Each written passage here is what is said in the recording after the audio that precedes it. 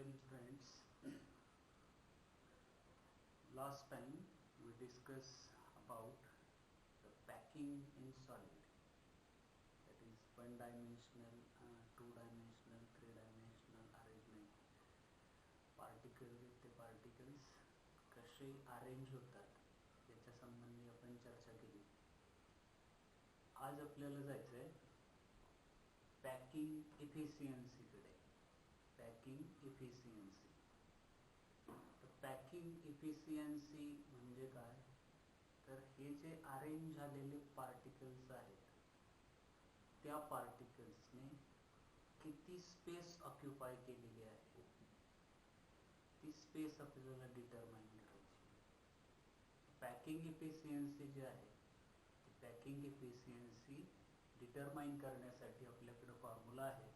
Packing efficiency is equal to volume occupied by particles to total volume of unit cell multiplied by 100.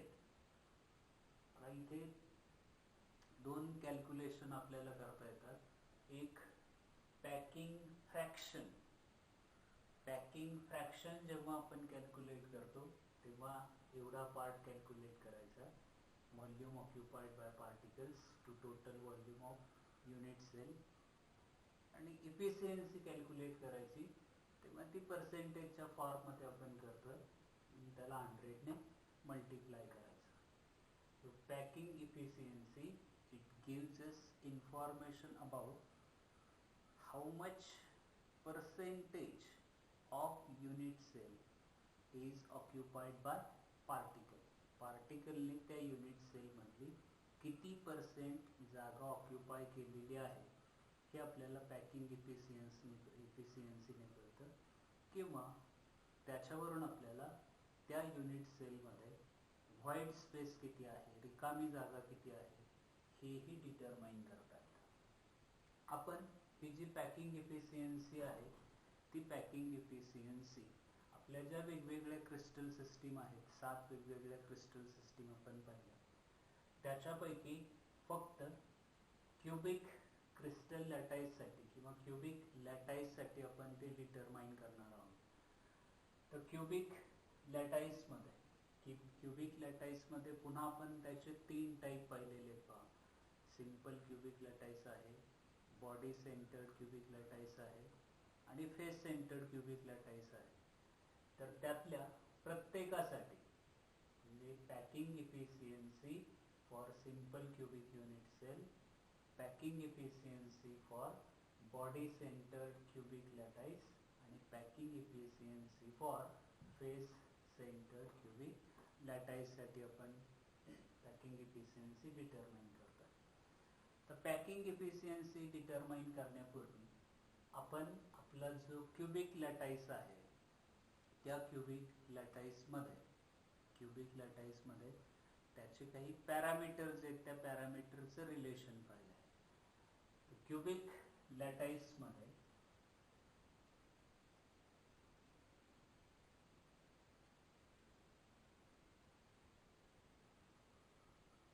जो cubic lattice आहे ते cubic लॅटाईसचे parameter आहेत.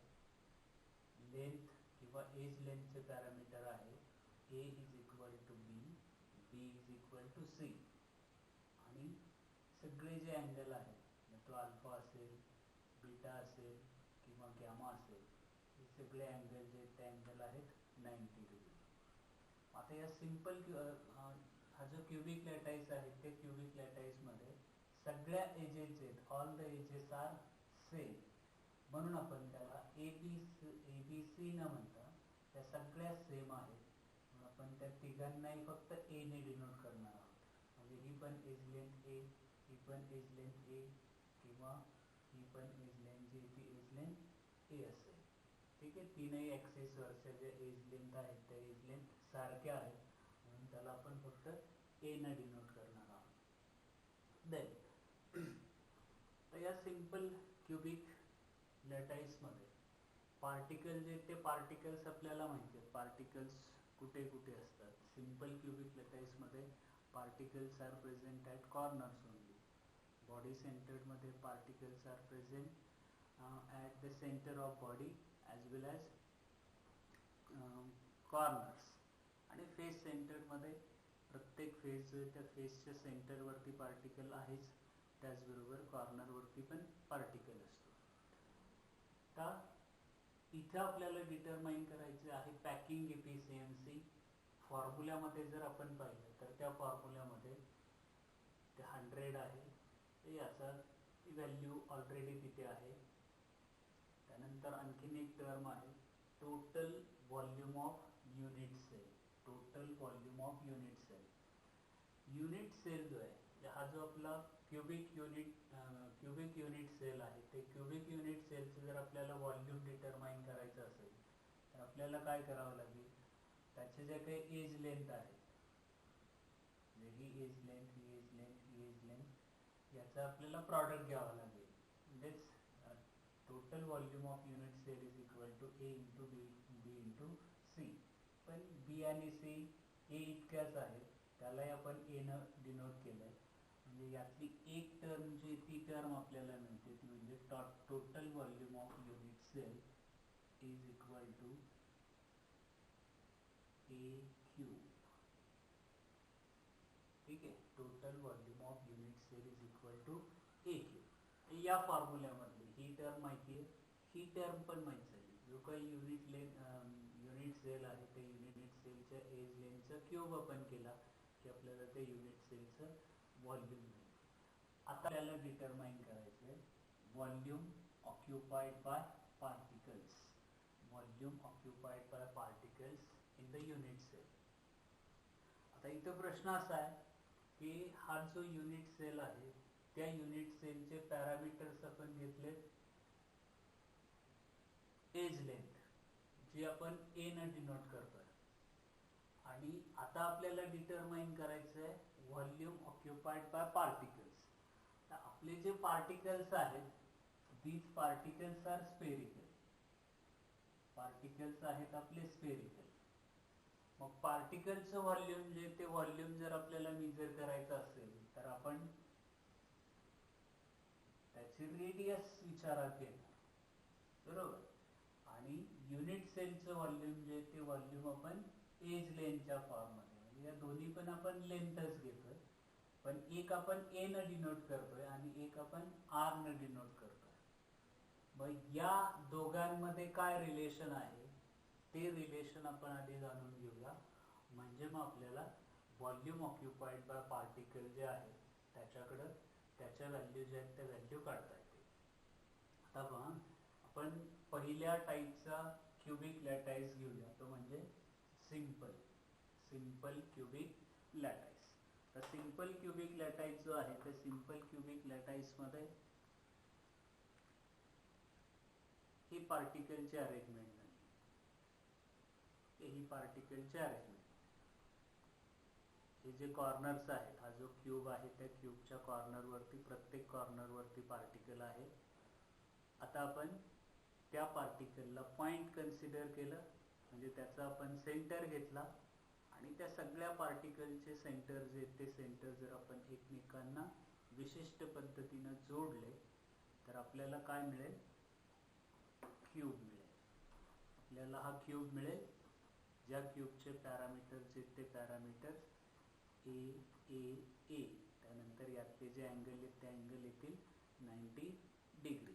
आणि हा सिंपल क्युबिक लॅटाईस आहे.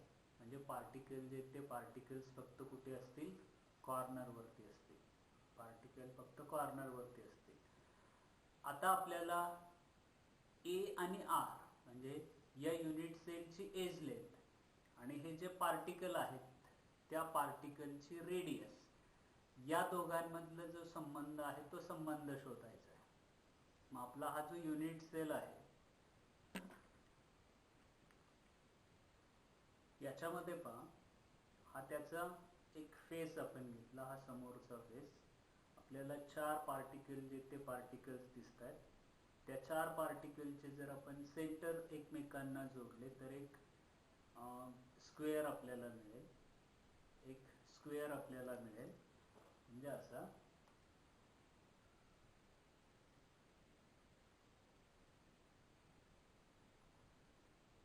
आता यामध्ये या पार्टिकलचं सेंटर, या पार्टिकलचं सेंटर इथे असेल. हा एक पार्टिकल आणि हा दुसरा पार्टिकल. ठीक आहे. पार्टिकल 1 पार्टिकल 2 किंवा हे दोन्ही आपण घेतले. हा 1 हा 2 हे एकमेकांना टच झालेले आहेत, हे एकमेकांना टच झालेले आहेत, हे एकमेकांना टच झालेले आहेत. म्हणजे हा जो क्यूब आहे त्या क्यूबचा जो एक फेस आहे त्या कुठल्याही फेसवरती जर आपण पाहिलं तर या पॉइंट पासून या पॉइंट पर्यंत ही आपली काय झाली एज लेंथ. आणि हा जो पार्टिकल आहे त्या पार्टिकलची ही इथून इथपर्यंत काय झाली रेडियस. याही पार्टिकलची ही इथून इथपर्यंत काय झाली radius. So in simple cubic lattice radius of sphere, स्फिअरची जी रेडियस आहे ती रेडियस आपल्याला in terms of A determine करायची. इथे आपल्याला रिलेशन मिळत आहे की A is equal to twice R. बरोबर आहे ना. हा जो युनिट सेल आहे त्या युनिट सेलची एज लेंथ या दोन स्फिअरच्या रेडियसने बनलेली आहे. जे दोन पार्टिकल जे आहेत या एज लेंथवरती दोन पार्टिकल एकमेकांना टच झालेले आहेत म्हणून A is equal to twice R. So R is equal to hence R is equal to just आपण ही इक्वेशन रिअरेंज करतोय. R is equal to A by 2. So it is the relation between radius of particle and age length of unit cell for simple cubic lattice. ठीक है. चलो step first radius of sphere r is equal to a by 2.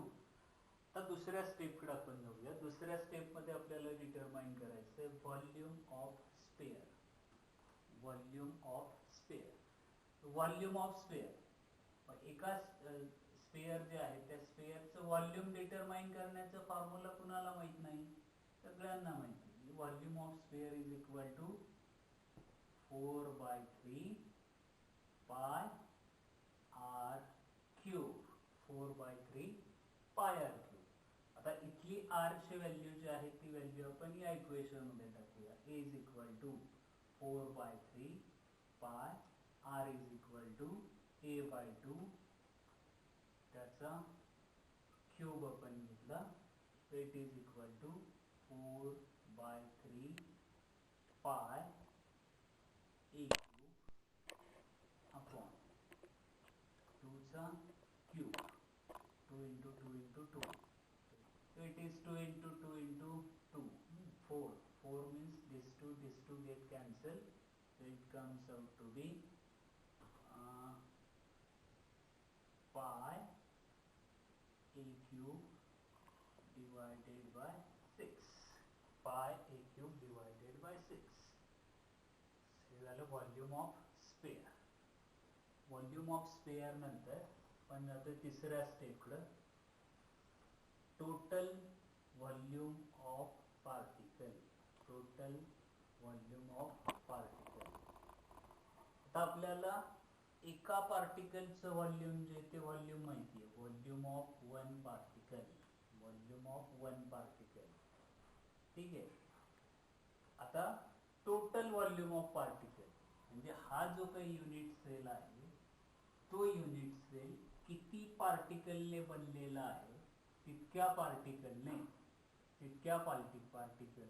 Volume of 1 पार्टिकलला multiply करा.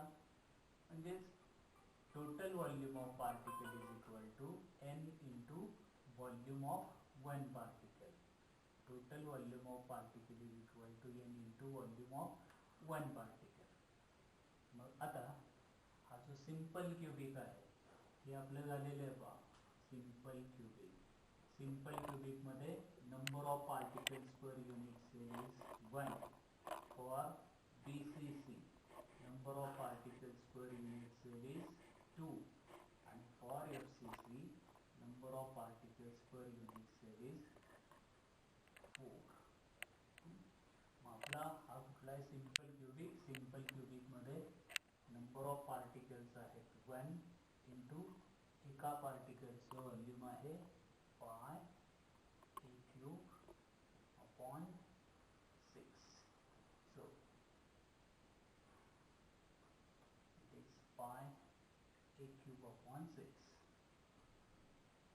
ही तिसरी step. Total volume of particle is equal to pi A cube upon 6. Then step 4, packing efficiency. Packing इफिशियन्सीचा formula काय? Volume occupied by particle. म्हणजे हे volume occupied by particle. आता मी परत form लिहित नाही. Packing efficiency is equal to volume occupied by particle is pi A cube upon 6 upon total volume of unit cell. Unit सेलचं volume किती आहे? A cube multiplied by 100. ठीक आहे.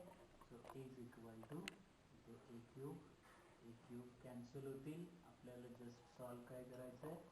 Pi by 6 into 100. हे जर आपण सोडवलं तर याचा आन्सर जे ते आन्सर येईल 52.36. सोडवून पाहतो. 52.36. आपण पर्सेंटेज काढले, सो ती पर्सेंटेजचा सिम्बॉल त्याच्या पुढे लिहिला. Is equal to 52.36%. हे काय आलं? हे जे आहे it is space occupied by particle. Space occupied by particle ती आली 52.36%. म्हणजे हा जो काही युनिट सेल आहे त्या युनिट सेलमध्ये पहा आपले हे जे पार्टिकल आहेत ना, ते पार्टिकल अशा आहेत. 1/8 पार्टिकल, याचा पार्ट किंवा याचा 1/8 इतका पार्ट, याचा 1/8 इतका पार्ट, इथे 1/8 इतका पार्ट, इथे त्याचा 1/8 इतका पार्ट, पुन्हा पाठीमागच्या पेजवर पुन्हा या. हा जो 1/8 1/8 1/8 पार्ट आहे आणि ही जी दिसते ही काय? एम्प्टी स्पेस, रिकामी जागा. म्हणजे ऑक्युपाइड स्पेस जी आहे त्या ऑक्युपाइड स्पेसचं पर्सेंटेज किती आहे? 52.36.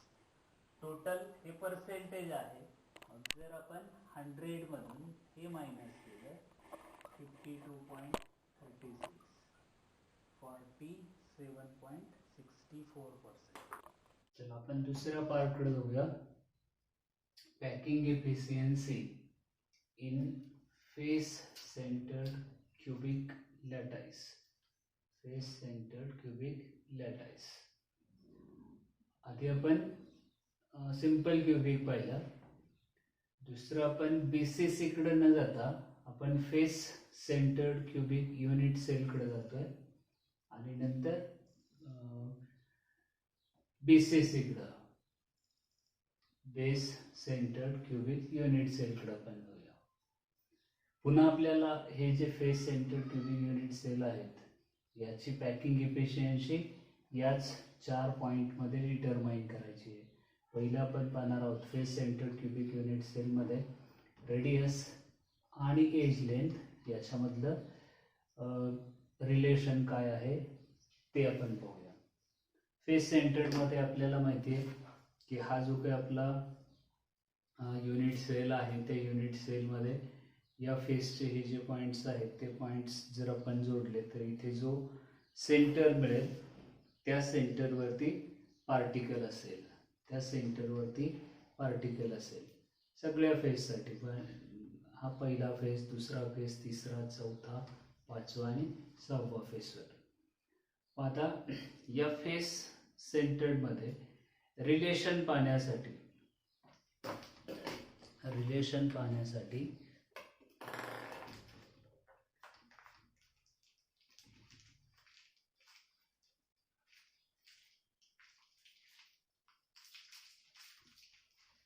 हा face centred cubic unit cell त्याचा फेस जो आहे त्या फेसचा आपण विचार करूया. कुठलाही एक फेस, ही बाजू घ्या किंवा ही वरची बाजू घ्या, पाठीमागची बाजू घ्या, कुठल्याही एक फेस जो आहे तो फेसचा आपण विचार करूया.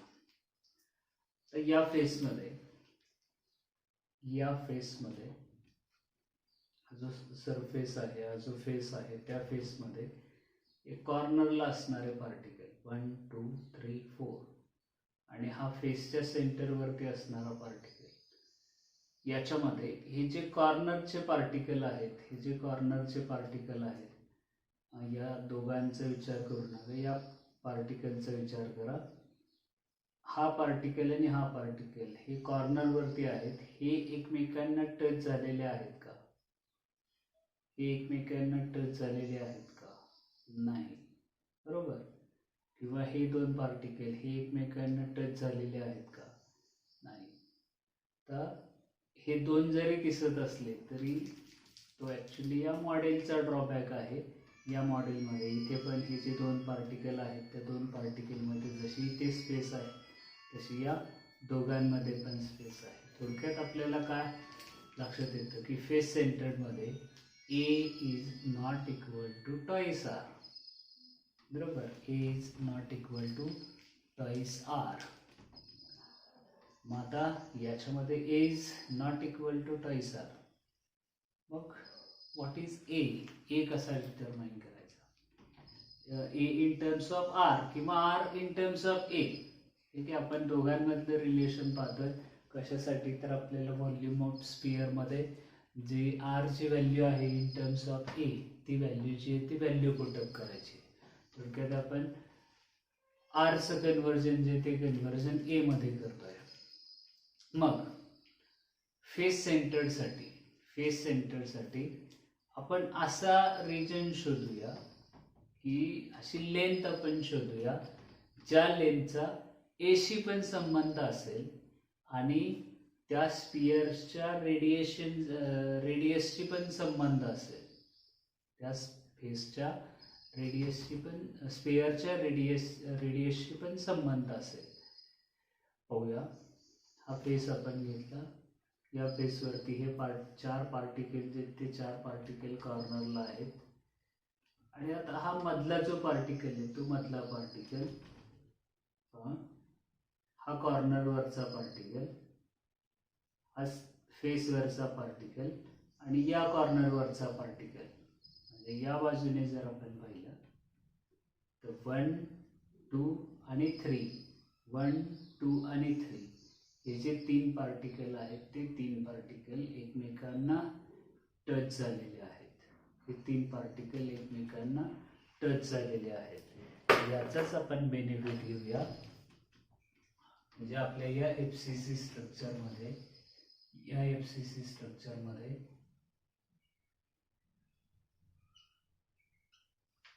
हा जो सरफेस आपल्याला दिसतोय, हा जो प्लेन आपल्याला दिसतोय, त्या प्लेनमध्ये या कॉर्नरवरती एक पार्टिकल आहे.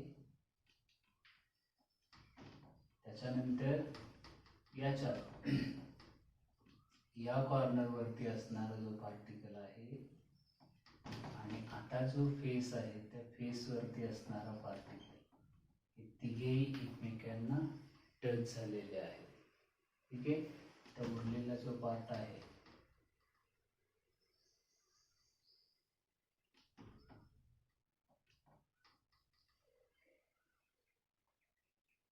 हा पाठीमागं असेल.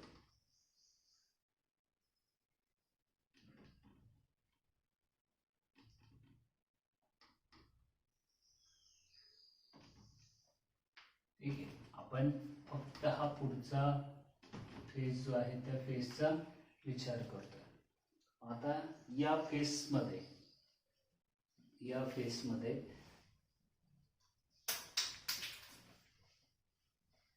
हे जे मी दोन पॉइंट तुम्हाला सांगितले ना, हा पॉइंट आणि हा पॉइंट एकमेकांना जोडला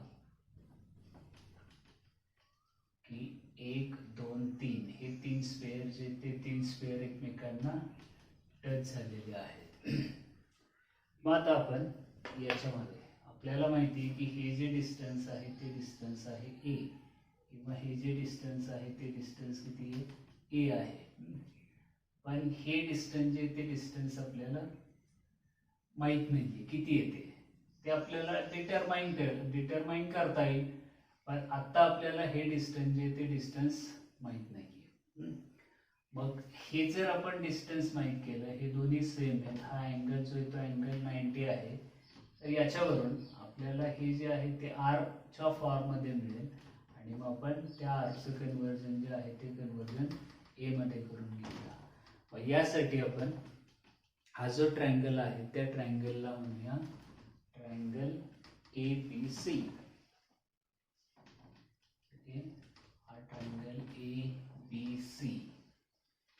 सो रेडियस ऑफ स्फियर मध्ये इन ट्रायंगल ABC हा अँगल जो आहे angle B is equal to 90 degree. Hence according to Pythagoras theorem, पायथागोरसचे थेरम आपण वापरूया. इन दिस ट्रायंगल AC चा square is equal to AB square plus BC square. isn't it? ठीक है. AC square is equal to AB square plus BC square. आता यात AC square जो आहे AC याच्यामध्ये पण हा जो स्पेअर आहे त्या स्पेअरची एक रेडियस, त्यानंतर हा जो स्पेअर आहे त्या स्पेअरची ही एवढी रेडियस आहे, ही दुसरी रेडियस, पुन्हा याची ही radius. In this case AC जर आपण पाहिलं तर AC is equal to R plus R plus R plus R. ठीक आहे. R plus R plus R plus R means it is 4R square is equal to BC आहे A आणि AB पण काय A.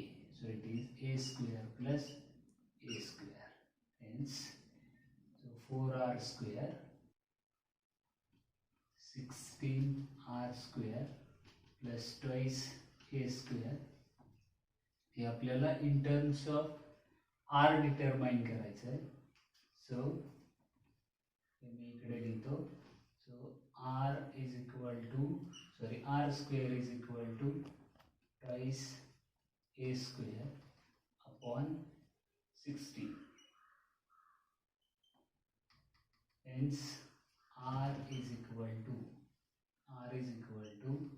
A upon 8 means it is under root 8 or 2 root 2. इथे आपल्याला मिळालं relation between R and A. R is equal to A upon 2 root 2. R is equal to A upon 2 root 2. चला दुसरं volume of spare कडे आपण जाऊया. Volume of sphere is equal to 4/3 pi R cube. Just R ची व्हॅल्यूची ती value त्याच्यामध्ये introduce करा. So it is 4/3 pi R is equal to, so it is A 2 root 2, that's a cube, so it is equal to 4/3 pi A cube upon 2 root 2 चा cube. या 2 चा cube जो आहे तो त्या 2 चा क्यूब होईल 2 into 2 into 2, 2 दुने 4, 4 दुने 8, 8 into याचा स्क्वेअर झाला 2 into 2 म्हणजे 8 into 2 root 2. बरोबर. नाउ हे आपण सॉल्व करूया. So it is equal to pi A cube upon 3 दुने 6, 6 दुने 12, 12√2. हे झालं व्हॉल्यूम ऑफ स्फिअर. आता आपण जाऊया total volume of particle. Total volume of particle आपला face centred cubic unit cell आहे. याच्यामध्ये number of particles per unit cell आहेत 4. So is equal to 4 into volume of particle. एका पार्टिकलचं व्हॉल्यूम आलं pi A cube divided by 12 into √2. हे आपण सोडूया. सो पाय ए क्यूब अपॉन 3√2 याला total volume of particle. Now step 4, packing efficiency is equal to volume occupied by particle. Volume occupied by particle is pi a cube upon 3√2 divided by total volume of unit cell. So it is a cube into 100. a cube cancel होतील. शिल्लक काय राहिलं pi upon 3√2 into 100. ठीक आहे. पायची value टाका. पायची value टाकल्यानंतर त्याचं calculation करा. हे जे कॅल्क्युलेशन आहे ते कॅल्क्युलेशन येईल 74%. 74% काय झाली ऑक्युपाइड स्पेस. मग रिकामी जागा किती असेल. So void space is equal to 100 - 74. 100 - 74 म्हणजे किती राहिली 26%. 26% म्हणजे फेस सेंटर्ड क्युबिक युनिट सेलमध्ये जर आपण पॅकिंग एफिशियन्सी पाहिलं तर ती पॅकिंग एफिशियन्सी आहे 74%. ठीक आहे. झाला face centred cubic unit cell. आता आपण जाऊया बेस सेंटर्ड क्युबिक युनिट सेलकडं. BCC type. आता पॅकिंग एफिशियन्सी जी आहे ती पॅकिंग एफिशियन्सी आपण बॉडी सेंटर्ड क्युबिक युनिट सेलमध्ये डिटरमाइन करूया. बीसीसी मध्ये body centred cubic lattice. Body centred cubic lattice मध्ये हा जो युनिट सेल आहे त्या युनिट सेलमध्ये particles are present at corners.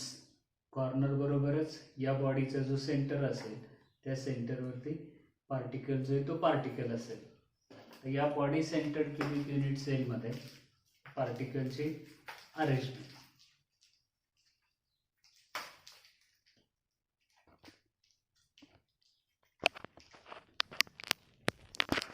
BCC structure. आता या बीसीसी स्ट्रक्चरमध्ये पुन्हा आपलं हे जे ए आहे असं मी बघतो म्हणजे एज लेंथ. ती edge length A is equal to twice R नाही. बरोबर. A is equal to not twice R. जर तुम्ही फेस पाहिला तर फेसच्या सेंटरवरती पण पार्टिकल नाही आहे. म्हणजे इथे ए या दोघांमध्ये पण किंवा या आणि या पार्टिकलमध्ये पण डिस्टन्स आहे. ठीक आहे. याच्यामध्ये पण डिस्टन्स आहे. मग आता यात आपण असं शोधूया की कुठले पार्टिकल एकमेकांना टच झालेले आहेत. केअरफुली ऑब्झर्व करा. हा इथला पार्टिकल या कॉर्नरवरचा. त्याच्यानंतर हा सेंटरला असणारा बॉडीच्या सेंटरला असणारा पार्टिकल आणि बरोबर याच्या पाठीमागे खालच्या सरफेसला पाठीमागे असणारा पार्टिकल 1 2 3 म्हणजे या स्पेअरच्या पाठीमागे असणारा जो स्पेअर आहे त्या स्पेअरला एक पार्टिकल जो आहे तो पार्टिकल टच झालेला आहे. म्हणजे ही जी डायगोनल आहे त्या डायगोनलवरती पार्टिकल एकमेकांना टच झालेले आहेत.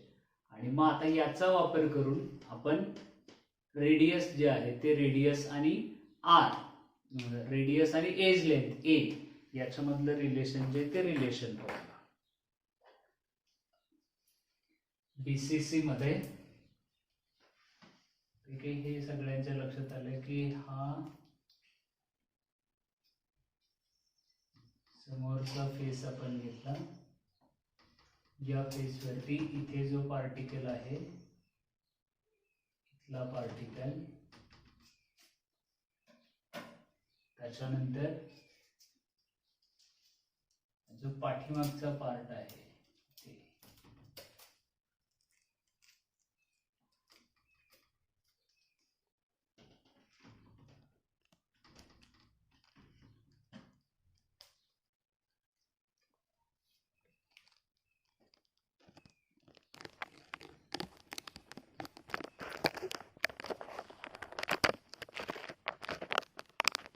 हा इथला जो पार्टिकल आहे इथे असणारा पार्टिकल, आणि याच्या बॉडीचा जो सेंटर आहे,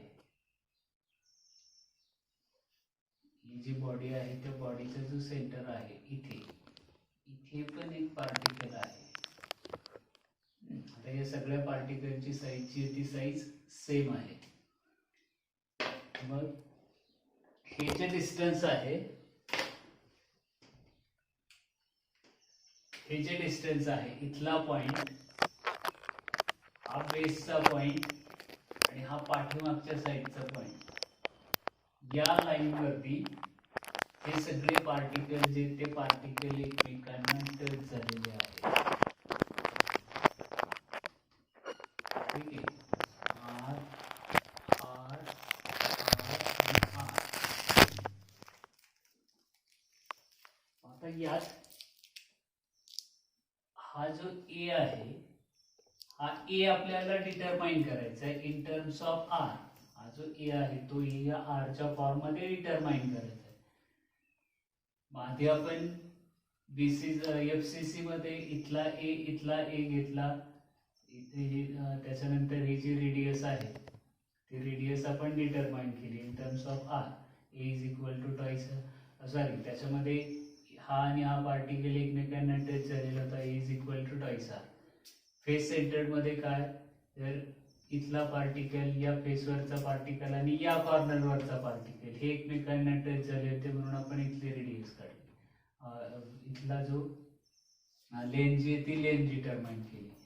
पण आता आपल्याला ए जो आहे तो A in terms of R determine करण्यासाठी आणखी कॅल्क्युलेशन जे ते कॅल्क्युलेशन वाढवावं लागतं. ते असं, आता आपण हा इथला भाग आणि हा जो हे जे डायगोन आहे ती डायगोन जोडूया.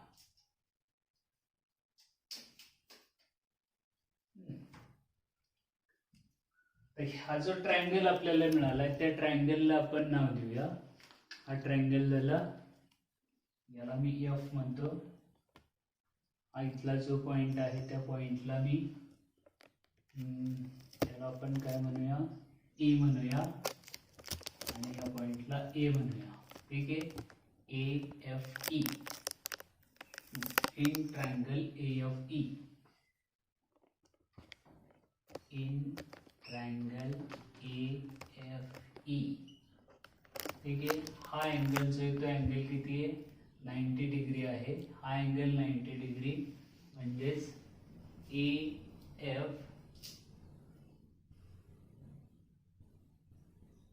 F square is equal to E F square plus A square. A F square is equal to F E square किंवा E F square plus A square. याच्यामध्ये हे जे ए एफ आहे ते ए एफ आपलं किती येते, 4r. So 4r square is equal to E F, माहित नाही किती येते, E F square plus A square किती आहे, ए स्क्वेअर. हे आपण सोडूया. E F square is equal to E F square is equal to 4r square minus a square. 4r square minus a square. ठीक आहे, आपल्याला हा EF जो आहे तो EF मिळाला. EF आपल्याला मिळाला. आता आपल्याला आणखीन एक ट्रायंगलचा आहे, त्या ट्रायंगलचा विचार करायचा आहे. तो ट्रायंगल आपण घेऊया इथला EFD इन ट्रायंगल EFD किंवा DEF.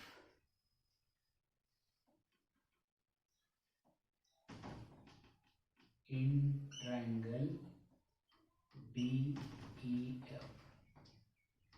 ट्रायंगल DEF मध्ये हा जो अँगल आहे तो अँगल आहे 90 डिग्री. म्हणून इथे EF स्क्वेअर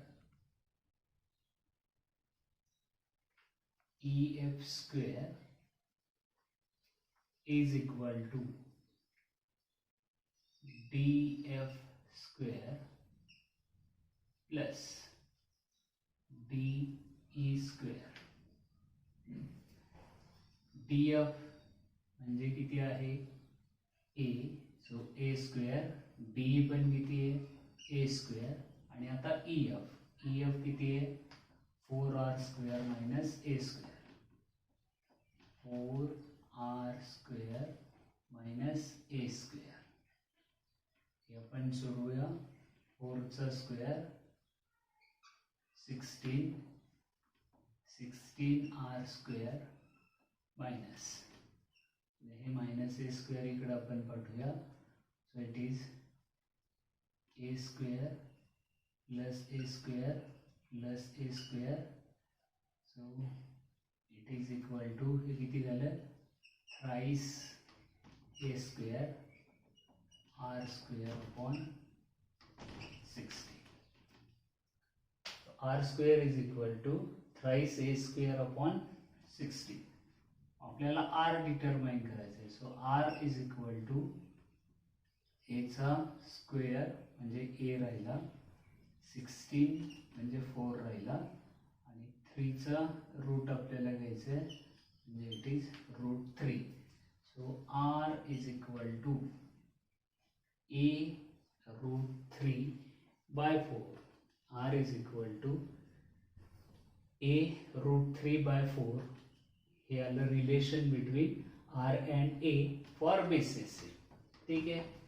आणि as usual volume of sphere is equal to 4/3 pi r cube. आपण r ची व्हॅल्यू टाकूया 4/3 pi r is equal to a √3 upon 4. याचं आपल्याला काय करायचं आहे cube. So it is equal to 4/3 pi a चा cube a cube. So 3√3 upon 4 चा cube 4 into 4 into 4. So 4 get cancel, 3 cancel होतील. So it is equal to pi a cube √3 upon 16 pi a cube upon √3 into 16. हे झालं volume of spare. Now, number of total volume of particle. Total volume of particle म्हणजे काय? The number of particles per unit cell into volume of one particle. हे one particle चं volume आलं. So in case of BCC structure मध्ये number of particles per unit cell आहेत 2. So 2 into volume pi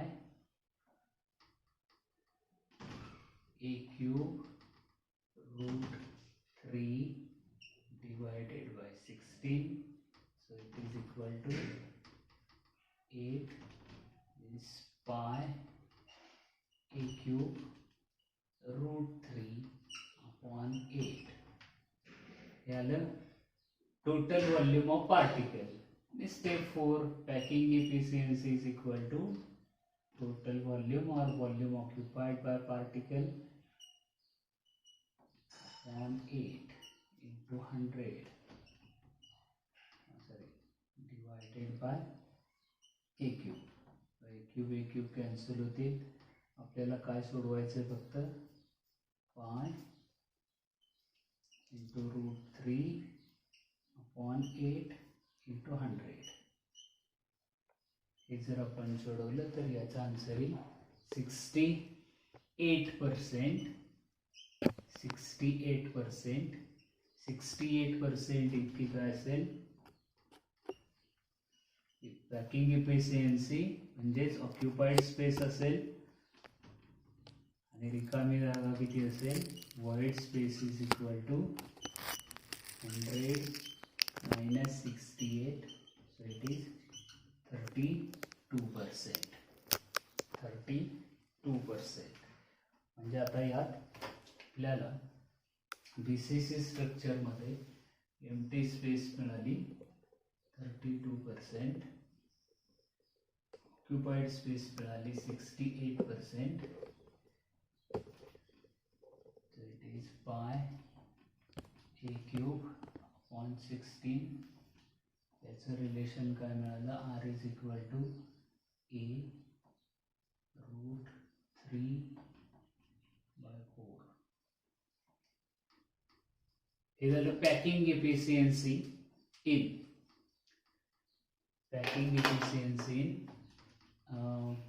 simple cubic, face centred आणि body centre.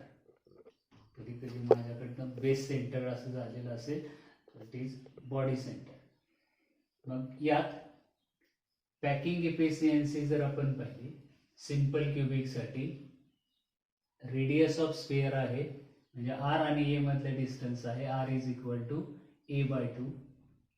BCC मध्ये आहे R is equal to A root 3 by 4 आणि FCC साठी आहे R is equal to A upon 2 root 2.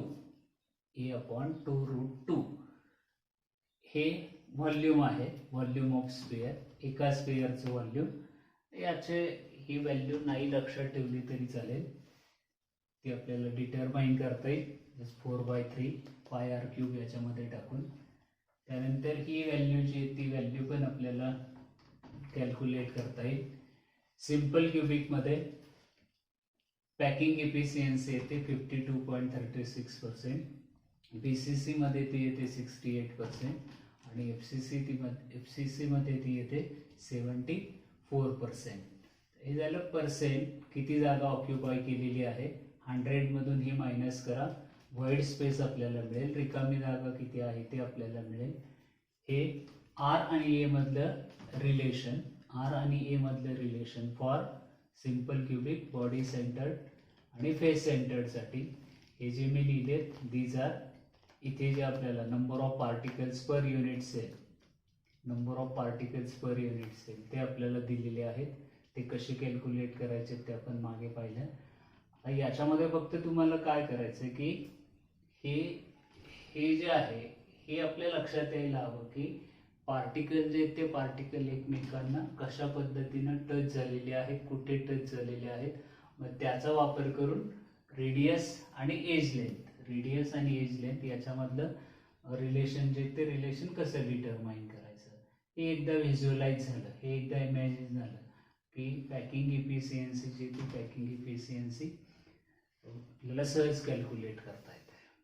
ठीक आहे, पुढच्या वेळेला आपण हे जे रिलेशन आहेत ना, म्हणजे ही आर आणि ए हे रिलेशन आणि डेन्सिटी, तो जो युनिट सेल आहे त्या युनिट सेल मधली डेन्सिटी कशी कॅल्क्युलेट करतात ते पाहूया आणि त्याचे काही न्यूमरिकल जे आहे ते न्यूमरिकल सोडवूया. मागच्या व्हिडिओमध्ये आपण पॅकिंग इफिशियन्सी पाहिली. Packing efficiency is the volume occupied by particle upon total volume of unit cell multiplied by 100. आणि मग ही पॅकिंग इफिशियन्सी जी आहे ती पॅकिंग इफिशियन्सी आपल्या सिम्पल क्युबिकचे जे 3 टाईप आहेत, क्युबिक लॅटाईसचे जे 3 टाईप आहेत, simple cubic, body centred cubic आणि फेस सेंटर्ड क्युबिक, या तिघांमध्ये पण तीनही टाईपसाठी आपण पॅकिंग इफिशियन्सी कॅल्क्युलेट केली. आज आपल्याला पाहिजे relationship between molar mass, density of substance and the edge length of unit cell. थोडक्यात आपल्याला एखादा क्रिस्टल जो आहे, एखादा सॉलिड जो आहे, त्या सॉलिडचा डेन्सिटी कशी डिटरमाइन करतात, त्या सबस्टन्सची डेन्सिटी कशी डिटरमाइन करतात याच्याविषयी चर्चा करायची आहे. आणि त्याच्यावरचे काही न्यूमरिकल जे आहेत ते न्यूमरिकल्स पण आपण सोडवणार आहोत. मित्रांनो, आपल्याला माहिती आहे की डेन्सिटी म्हणजे mass upon volume. Density is equal to mass upon volume. म्हणजे एखाद्या सबस्टन्सची डेन्सिटी कॅल्क्युलेट करायची असेल तर आपल्याला 2 टर्म माहिती असायला हव्या. त्यातले एक म्हणजे मास आणि दुसरं म्हणजे त्याचं व्हॉल्यूम. आता आपल्याला जर युनिट सेलची डेन्सिटी कॅल्क्युलेट करायची तर ते युनिट सेलचं मास आणि त्या युनिट सेलची डेन्सिटी आपल्याला माहिती असायला हवी. मग आता आपण पुन्हा एकदा जो आपला क्युबिक युनिट सेल आहे त्या क्युबिक युनिट सेलसाठी किंवा क्युबिक लॅटाईससाठी हे जे रिलेशन आहे ते रिलेशन पाहणार आहोत. मी तुम्हाला सांगितलं की आपल्याला डेन्सिटीबद्दल चर्चा करायची आहे. डेन्सिटीचा संबंध येतो मास आणि व्हॉल्यूमशी. आपण युनिट सेलची डेन्सिटी डिटरमाइन करतोय तर आपल्याला ते युनिट सेलचं मास आणि युनिट सेलचं व्हॉल्यूम जे ते व्हॉल्यूम माहिती असायला हवं. मग त्यासाठी आपण काय कन्सिडर करूया की आपण एक क्युबिक लॅटाईस घेऊया की ज्या क्युबिक लॅटाईसची एज लेंथ जी आहे, edge length of unit cell, edge length of unit cell is equal to A. ठीक आहे, सिंपल क्यूब आहे. सिंपल क्यूब असल्यामुळं सिंपल क्यूब म्हणण्यापेक्षा क्युबिक क्रिस्टल सिस्टीम आहे. तर या क्युबिक क्रिस्टल सिस्टीममध्ये पॅरामीटर्स आहेत A is equal to B is equal to C. म्हणून आपण सगळ्या एजेस जे आहेत ते एजेस ए कन्सिडर केले. मग आता तो जो सिंपल क्यूब आहे A is equal to B is equal to C किंवा क्युबिक लॅटाईस आहे त्याच्यामध्ये एज लेंथ आहे ए. आता एज लेंथ जर ए असेल तर तो जो युनिट सेल आहे त्या युनिट सेलचं व्हॉल्यूम येईल, व्हॉल्यूम ऑफ युनिट सेल हे काय होईल, is a cube. Volume of unit cell काय झालं, ए क्यूब. ठीक आहे, पण डेन्सिटी जी आहे त्या डेन्सिटी मधली एक टर्म आपल्याला मिळाली, that is volume. Volume of unit cell मिळालं ए क्यूब. आता आपण मासकडे जाऊया. Density is equal to mass upon volume. त्यातलं व्हॉल्यूम क्लिअर झालं, व्हॉल्यूम मिळालं आपल्याला ए क्यूब. आता आपण मासकडे जाऊया.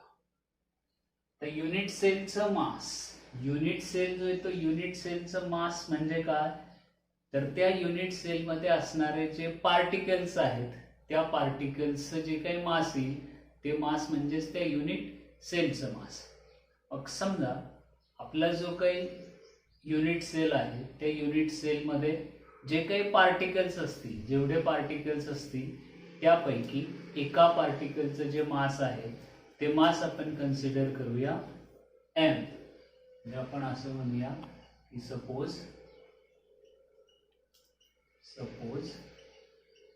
Mass of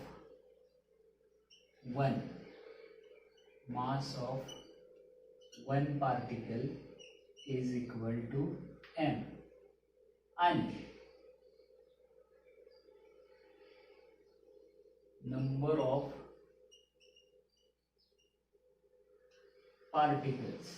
number of particles per unit cell is equal to n. तो जो काही युनिट सेल आहे तो युनिट सेल n इतक्या पार्टिकलने बनलेला आहे आणि त्यातल्या एका पार्टिकलचं मास आहे m. Hence, therefore, mass of unit सेलचं मास किती होईल, त्याच्यामध्ये एका पार्टिकलचं मास आहे m आणि त्याच्यात n इतके पार्टिकल आहेत. So m into n it gives us mass of unit cell. ठीक आहे.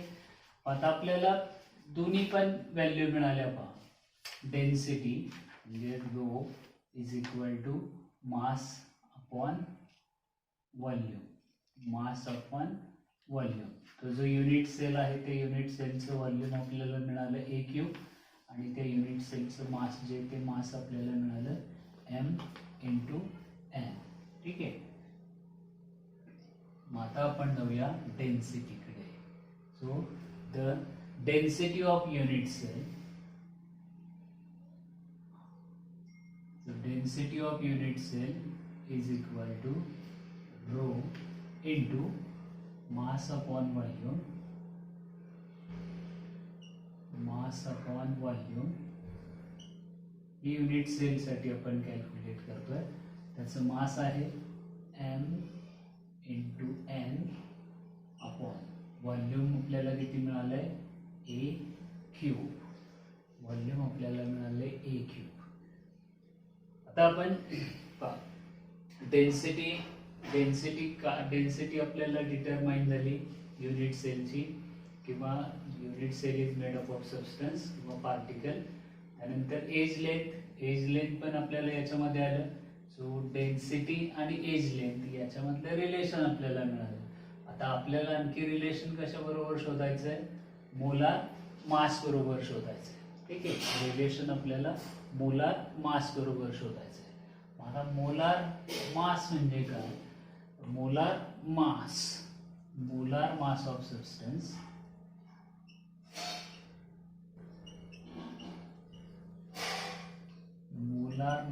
Substance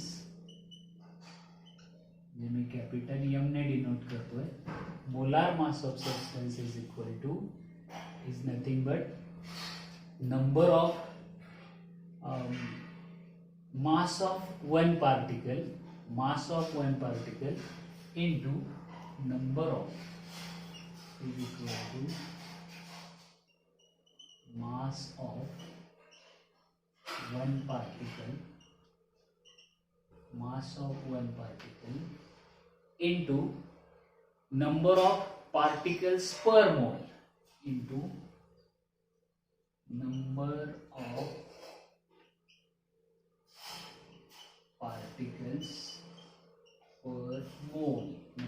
particles per mole. Hence molar mass of substance, that is capital M, is equal to mass of one particle. Mass of one particle is small m into number of particles per mole. Number of particles per mole असतात Na इतके. So Na is Avogadro's number. तर याच्याविषयी आपण 11वीला खूप काही problem numerical सोडवलेले आहेत. ठीक आहे. 1 mole of substance contains Avogadro's number of particles. ठीक आहे. नंबर ऑफ पार्टिकल्स पर मोल, एका पर मोल मध्ये नंबर ऑफ पार्टिकल्स असतात. Avogadro's नंबर इतके. हा झाला molar mass of that substance. आणि मग आता डेन्सिटी इज इक्वल टू किंवा आपण हे इक्वेशन आणखी थोडं रिअरेंज करूया. So small m is equal to capital M divided by Avogadro's number और Na. आणि आता ही m ची व्हॅल्यू जी आहे ती व्हॅल्यू या इक्वेशन मध्ये टाकूया.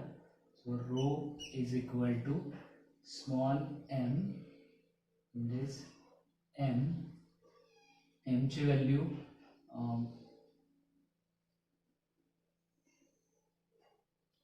ही एम ची व्हॅल्यू मला टाकायची आहे ना, M is equal to M capital M upon N A, ही एम ची व्हॅल्यू मी टाकली into N into A cube. It is rho is equal to capital M into n upon Na into a cube. Is a relation between molar mass, density and the age length. ठीक आहे, density हे molar mass आणि ही edge length, या तिघांमध्ये जे काही relation आहे ते relation आपल्याला या फॉर्म्युल्यानं मिळालं. आता हा जो फॉर्म्युला आहे तो फॉर्म्युला वापरून आपल्याला काही न्यूमरिकल जे ते न्यूमरिकल सोडवायचे. साधारणतः 3 मार्कासाठी या फॉर्म्युल्यावरती न्यूमरिकल्स विचारले जाऊ शकतील. त्याच्यामध्ये आणखी आता हा जो ए आहे तो ए आपण क्युबिक लॅटाईससाठी घेतला आहे. तो जो क्युबिक लॅटाईस आहे त्या क्युबिक लॅटाईसमध्ये पुन्हा 3 टाईप आहेत. सिम्पल क्युबिक आहे, बॉडी सेंटर्ड क्युबिक आहे, फेस सेंटर्ड क्युबिक आहे. सिम्पल क्युबिकमध्ये नंबर ऑफ पार्टिकल्स आहेत 1, म्हणजे ही जी एन ची व्हॅल्यू आहे ती एन ची व्हॅल्यू इथे 1 आपल्याला घ्यावी लागेल. बी सी सीसाठी त्याची व्हॅल्यू घ्यावी लागेल 2, एफ सी सीसाठी त्याची व्हॅल्यू असते 4. या एनच्या व्हॅल्यूज आहेत त्या व्हॅल्यू झाल्या. ॲव्होगाड्रोज नंबर जो आहे त्या ॲव्होगाड्रोज नंबरची व्हॅल्यू आपल्याला माहिती आहे 6.02 into 6.022 into 10⁻23 particles. Molar mass जे ते मास कॅल्क्युलेट करायला सांगतील किंवा त्याची व्हॅल्यू दिलेली असेल, युनिट सेलची एज लेंथ दिलेली असेल, या सगळ्या व्हॅल्यू माहिती असेल तर आपल्याला त्या सबस्टन्सची डेन्सिटी जी आहे ती डेन्सिटी डिटरमाइन करता येईल. या काही टर्म ज्या आहेत त्या लक्षात ठेवून आपल्याला हा फॉर्म्युला जो आहे तो फॉर्म्युला वापरता येईल. मग आता आपण हा जो फॉर्म्युला आहे या फॉर्म्युल्यावरचा एक न्यूमरिकल जो आहे तो न्यूमरिकल सोडूया. आपल्याला डेन्सिटी, त्याच्यानंतर एज लेंथ आणि मोलार मास याच्यामधलं रिलेशन मिळालं. Rho is equal to M into N divided by A cube into N A. Density, rho म्हणजे डेन्सिटी, एम कॅपिटल एम म्हणजे molar mass, N is number of particles per unit cell, A is the age length and Na is the Avogadro's number. आता या फॉर्म्युल्यावरती हा formula याच्यावरती आपण एक numerical सोडूया. Numerical असं आहे की silver crystallizes in FCC structure.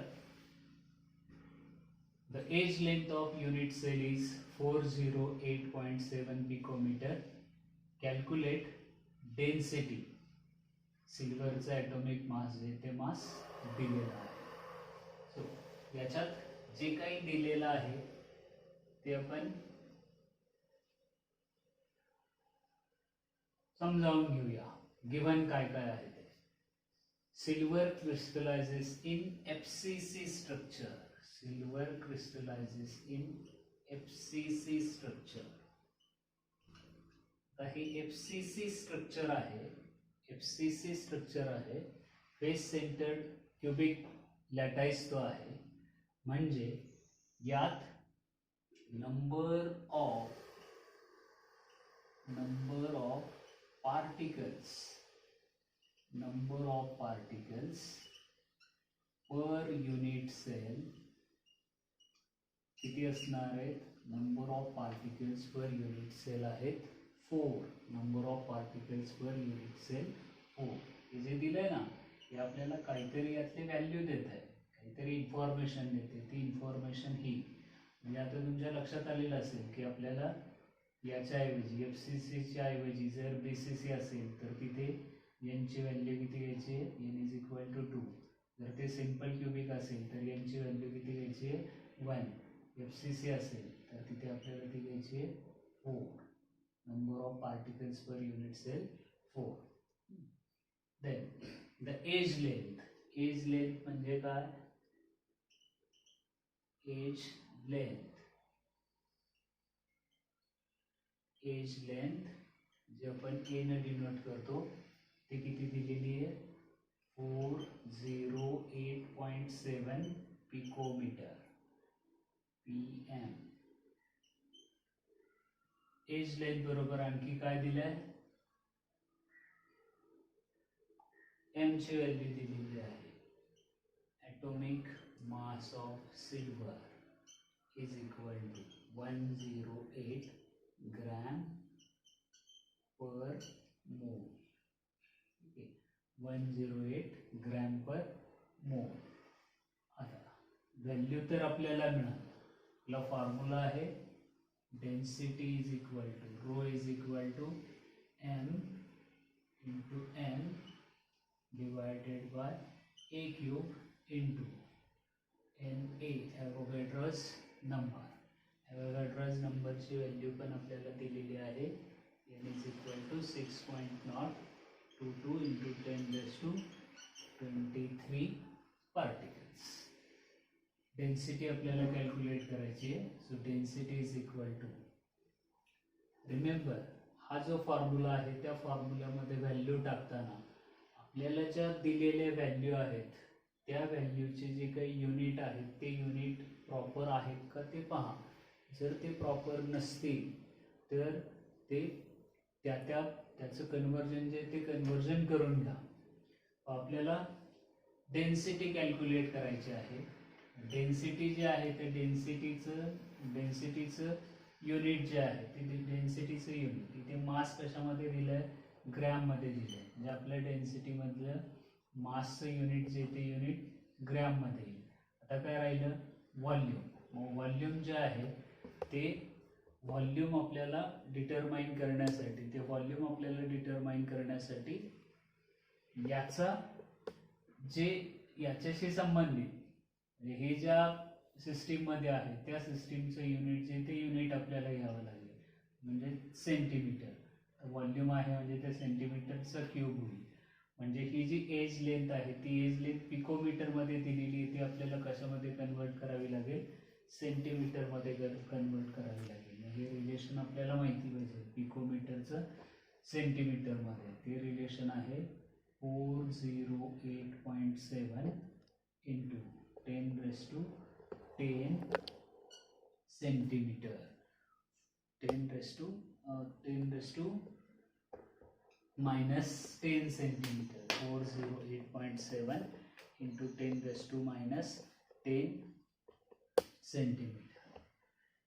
मग आता या ज्या व्हॅल्यू आहेत ते व्हॅल्यू फॉर्म्युल्यामध्ये टाकूया. मोलार मास आहे 108 इंटू N4 डिवायडेड बाय एचा क्यूब आपल्याला करायचा आहे. ए आहे 408.7 इंटू 10⁻10 याचा क्यूब इंटू 6.022 इंटू 10⁻23 पार्टिकल्स. ठीक आहे. हे व्यवस्थित सोडवून घ्यायचं आहे. 10⁻10 इंटू 3 हे 10⁻30 होईल. म्हणजे हे असं 408.7 याचा क्यूब इंटू 10⁻13 इंटू 6.022 इंटू 10⁻23. मग आता हे पहिल्यांदा सोडून घ्या. त्याला याने मल्टिप्लाय करा. याचे 10⁻चे फॅक्टर आहेत. हे -30 आहेत हे 23 आहेत. म्हणजे 10⁻7 होईल. याचा आन्सर जे आहे त्याचा आन्सर जे ते आन्सर येतं 10.51 gram per centimetre cube. 10.51 gram per centimetre cube. Density calculate करतोय ग्रॅम पर सेंटीमीटर क्यूब. ठीक आहे. हे लॉगचं कॅल्क्युलेशन जे ते लॉगने साईडला आपल्याला करता येईल. चला सिल्वर क्रिस्टलायझेशन FCC स्ट्रक्चर याची डेन्सिटीची ती डेन्सिटी आपण कॅल्क्युलेट केली. आता जसं या प्रॉब्लेममध्ये कुठलं स्ट्रक्चर आहे त्याच्यावरून आपण नंबर ऑफ पार्टिकल जे ते पार्टिकल्स कन्सिडर केले. काही वेळेला हा जो प्रॉब्लेम आहे या प्रॉब्लेम मध्ये डेन्सिटी दिलेली असेल, एज लेंथ कॅल्क्युलेट करायला सांगते, पण पुढे एज लेंथवरून आपल्याला तो जो पार्टिकल आहे त्या पार्टिकलचे रेडियस पण कॅल्क्युलेट करता येईल. ही रेडियस कशी कॅल्क्युलेट करायची, तर जे आपण रिलेशन पाहिलं ना, सिंपल क्युबिक मध्ये ए आणि आर चं रिलेशन काय, बॉडी सेंटर क्युबिक मध्ये ए आणि आर चं रिलेशन काय, ते रिलेशन वापरून आपल्याला हा जो एज लेंथच्या ऐवजी तो जो पार्टिकल आहे त्या पार्टिकलची रेडियस पण डिटरमाइन करता येईल. ठीक आहे, मग आपण आता तशा टाईपचा एक प्रॉब्लेम जो आहे तो प्रॉब्लेम बघूया. दुसरा प्रॉब्लेम आपण सोडूया. प्रॉब्लेम असा आहे, the density of iridium is 22.4 gram per cm cube. The unit cell of iridium is FCC type. Calculate the radius of iridium atom if its molar mass is 192.2 gram per mole. 192.2 gram per mole. So let us see काय दिलेलं आहे ते. Density of iridium, rho is equal to 22.4 gram per cm cube. The unit cell of iridium is FCC. Again तो FCC टाइपचा आहे, म्हणजे आपल्याला number of particles मिळतील 4. n जो आहे ते n ची व्हॅल्यू मिळाली आपल्याला 4. देन काय कॅल्क्युलेट करायला सांगितलंय, रेडियस कॅल्क्युलेट करायला सांगितली. पण आपला हा जो फॉर्म्युला आहे या फॉर्म्युल्यामध्ये आपल्याला काय मिळते, एज लेंथ मिळते, म्हणून आपण एज लेंथ कॅल्क्युलेट करूया. एज लेंथ कॅल्क्युलेट करण्यासाठी आपल्याला आणखी मोलार मासची आवश्यकता आहे. मोलार मास त्याचं दिलेलं आहे 192.2. ॲव्होगाड्रोस नंबर आपल्याला माहिती आहे. मग एकदा ए कॅल्क्युलेट केला की रेडियस आपल्याला कॅल्क्युलेट करता येईल. रेडियससाठी आपल्याकडं फॉर्म्युला आहे फॉर FCC. रेडियस आपण कॅल्क्युलेट करतोय, पण FCC साठी रेडियस आणि एज लेंथ याच्यामधलं रिलेशन आहे R is equal to √2a/4 √2a/4, किंवा मग त्याचं मॉडिफिकेशन केलेलं असेल कालचे आपण पाहिलं तर या रिलेशननं आपल्याला R जो आहे रेडियस ऑफ इरिडियम ॲटम जे ती कॅल्क्युलेट करता येईल. आपला फॉर्म्युला घेऊया. Rho is equal to M, capital M into N/a³ into Na is equal to, so molar mass आहे 192.2 इंटू N4/a³ कॅल्क्युलेट करायचं आहे टू 6.022 इंटू 10⁻⁴. डेन्सिटी दिलेली आहे 22.4. आता इथे काय कुठलं युनिटचं कन्वर्जन नाही आहे, ग्रॅम पर सेंटीमीटरमध्ये दिलेलं आहे, म्हणजे एज लेंथ जी आहे ती एज लेंथ आपली सेंटीमीटरमध्ये येईल, रेडियस पण आपली सेंटीमीटरमध्ये येईल. मग हे सोडून घेऊया. a³ is equal to 192.2 into 4/22.4 into 6.022 into 10⁻23. हे लॉग टेबल वापरून व्यवस्थित सोडवायचं आहे. इथे a³ ची व्हॅल्यू आपल्याला मिळेल. a³ चं कन्वर्जन a मध्ये करा. a इज इक्वल टू काय येईल ते कॅल्क्युलेट करता येईल, आणि मग a मिळालं की r कॅल्क्युलेट करा. r is equal to √2/4 into a. ही a ची व्हॅल्यू जी आहे ती व्हॅल्यू याच्यामध्ये पुटअप करा. जे काही रेडियस जी आहे त्या रेडियसचं आन्सर जे ते आन्सर आपल्याला मिळेल. सो a³ ए क्यूबचा आन्सर येते 16.98. 16.98 into 10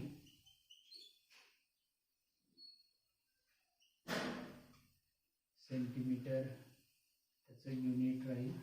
ए क्यूब आहे ना, सेंटीमीटर क्यूब. आणि मग ए मध्ये त्याचं कन्वर्जन केलं की ते सेंटीमीटर. ठीक आहे. आता हे तुम्ही हे ए क्यूबचं ए मध्ये कन्वर्जन करा, एची व्हॅल्यू इथे टाका आणि रेडियसची ती रेडियस कॅल्क्युलेट करा. रेडियसचे युनिट पण कशामध्ये, सेंटीमीटरमध्ये. ठीक आहे. तर हे झालं relation between molar mass density आणि एज लेंथ याचं जे रिलेशन आहे, हा जो फॉर्म्युला आहे त्या फॉर्म्युल्यावरती बेस्ड असणारे न्यूमरिकल्स. अजूनही काही न्यूमरिकल्स आपल्या एक्सरसाइजमध्ये दिलेले आहेत. सेम फॉर्म्युला वापरायचा आहे, फक्त याच्यावरती कॉन्सन्ट्रेट करा. हे काय कुठल्या प्रकारचा युनिट सेल आहे त्याच्यावरून ही जी एनची व्हॅल्यू आहे या फॉर्म्युल्यामधली, ती एनची व्हॅल्यू व्यवस्थित घ्या आणि मग तो प्रॉब्लेम जो आहे तो प्रॉब्लेम सोडवा.